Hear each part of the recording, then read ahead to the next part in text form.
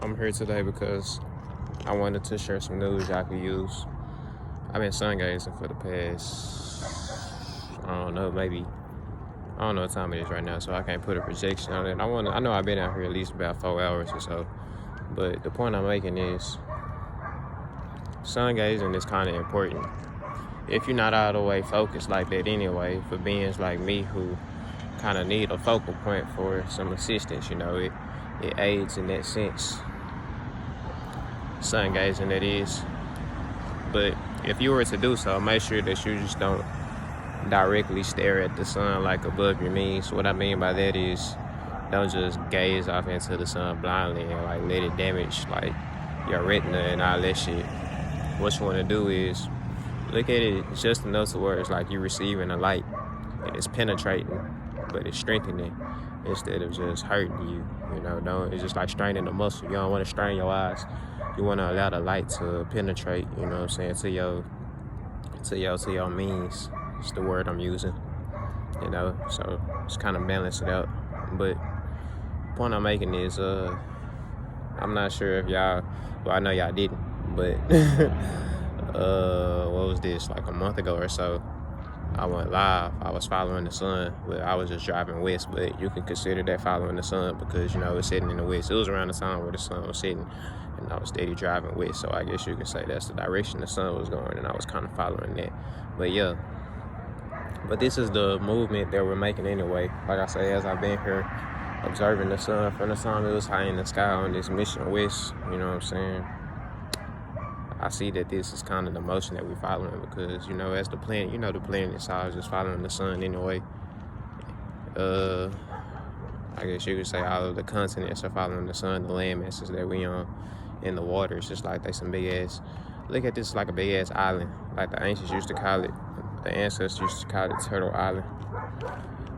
You might look at that as referring to just North America, but it's kind of like the whole continent as a landmass, the way I'm looking at it, because I have a theory that the landmasses are still connected, like deep underwater, deep under the waters of the oceans, of the seas. It's connected at a root point, and as you can see, it's kind of like with trees. Trees have roots, and then they branch off as they start to grow out and start to split and start to grow branches. That's how I look at the continents, and it's kind of evident as you can look at the land masses as you start to go deeper underground. It starts to form its layers of rock, and those are the layers that it has garnered over the centuries or the ages. But the point I'm making is, we all following the sun. The sun is just basically guiding us through space.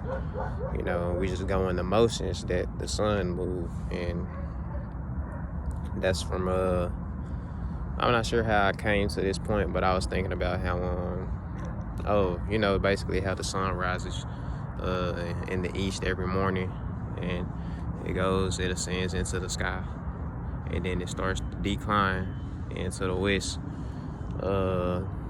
Basically what's going on here, there's a hyperbolic type of movement. This is how I came to that, because I thought about how everything is slanted and how slanted motion, how important slanted motion is. It's like there would be no movement without slanted motion. That's why everything has a tilt. That's the thing that I was thinking of. That's what brought me to that, how everything has a tilt. The earth has a tilt. We move in a tilted pattern motion, and this is important because with the tilt, this is what brings motion. Things don't move on a flat surface unless it has something projecting it, something pushing it, another force being applied to it. But other than that, this is where they got the idea of perpetual motion from the tilt. Say a ball, like I say, I use the example of a ball being on a flat surface. A ball will roll on a slanted surface, but on a flat surface, it isn't going to move unless there's another object. Unless there's another force applied to it. But the thing is, this is how they came to this is how they came up with the theory of perpetual motion. Putting something in a form so where gravity would work with it. That's the word I'm using for it right now, is gravity is its own movement applied to what's relative around it, is what I mean. So say you take a ball and you make sure it's on a slope to where it's gaining momentum as it falls, and say it hits a bottom point and it has another curve to roll up on, and it gains enough momentum on this decline to roll it back up because it still has that momentum going. So it rolls back up over the hill. And then once it gets to the top, it repeats the same motion. It goes down, and these are the sine waves that we run. These are the waves that we ride. You know what I'm saying? But this is the motion that the sun does. As you can see, it rises in the east every day, and then it reaches its peak. It rises in the east around 6 a.m. every day. That's what we're going to use right now, just breaking it down into, just exemplary forms. I'm not sure if that's the word that I'm trying to use, but I'm going to use that for right now. But around 6 a.m. every day for 6 hours up until around noon or so, 12 o'clock is, or you can say it's roughly at its peak. Of course, this depends on the seasons as well, but like I say, this is how we're going to formulate it for right now until 12 p.m. or so. And I broke down the math behind how that came about. The word noon, you see, you're using these like I say, perpetual motion is hyperbolic, and you would be familiar with that with if you took pre-calculus. They have the functions. It's if I'm not mistaken, a hyperbolic function, or on a graph is like U-shaped. It's like two. I can't really remember, but I know it has something to do with two U-shapes. I feel like it's the U at the top and the U at the bottom, aka the N, right? It's the upside down U, right? But when you look at the word noon, you can see that it, like I say, it all deals with these curves, you know what I'm saying, and these slopes, and these cusps and all this and whatnot.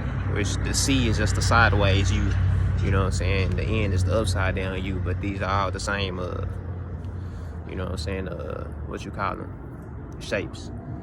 But, yeah, the word noon is basically just, like I say, at noon, the sun is at its highest point in the sky, right? Or roughly, like I say, depending on the season and other factors as well. But you take the N in the word noon, you got the N on one side and the N on the other side. It's enclosing, and then in between you have the O's. So it's kind of like the same word split. It's the same word backwards, as well as split up. It's the O-N and then O-N in the reflection. But what you have is, like I say, you have the N on one side, then the N on the other side, and then in the middle you have the two O's, and in the split, that's kind of like 12 o'clock right there. You got the N-O and then the O-N, and the split in between with the O's on each side, which is kind of like the sun transitioning into the other side, into the decline, into the other decline.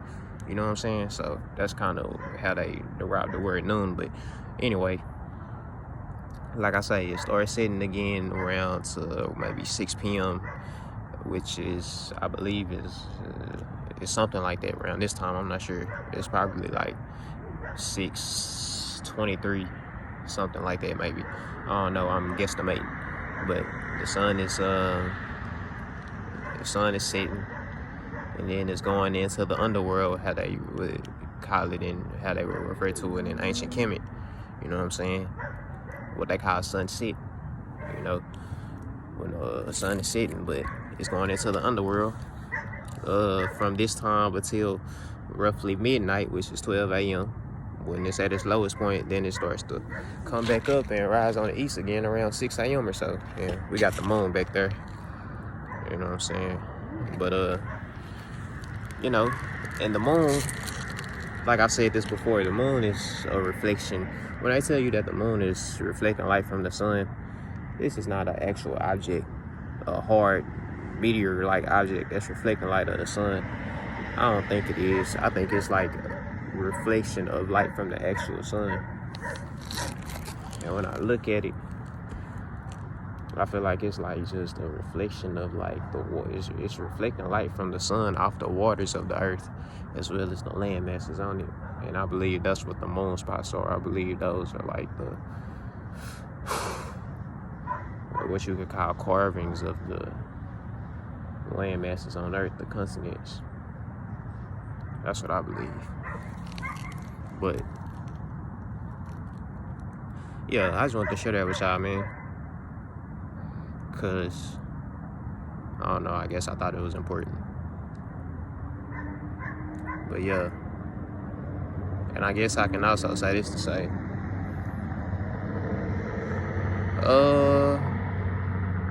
I've been kind of in the process of aligning myself lately, but I want it to be known that you don't want to get too lost into linearity, because like I say, with curves comes movement, you know. With curves comes movement. That's, you know what I'm saying, that's your wave, that's your fluid, that's your motion. You know what I'm saying? And those M words and those W words, water, wavy, and then upside down it's the M, that's motion, that's movement, the moon. You know what I'm saying? But yeah, man, we are dragons, serpents, wavy light beings, you know what I'm saying?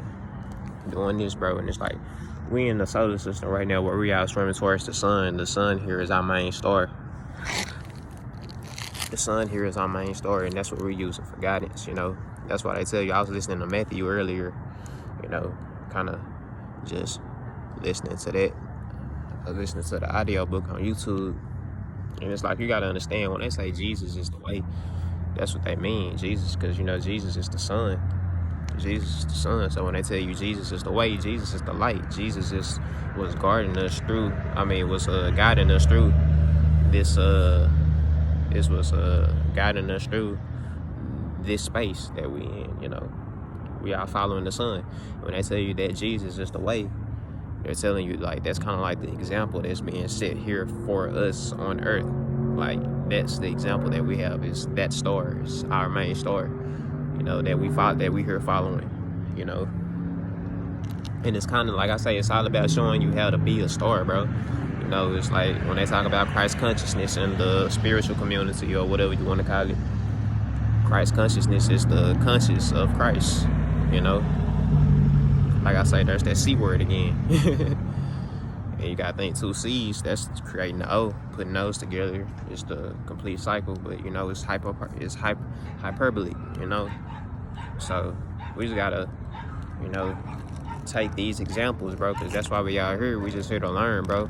And, you know, that's why I appreciate just this human existence, because I have learned a lot just from being here, you know. And it's taught me a lot about myself and my spirit, and, you know, how to conduct myself and all of these things of this nature. So I'm grateful, most definitely. But yeah, man, I guess that's all I got to say.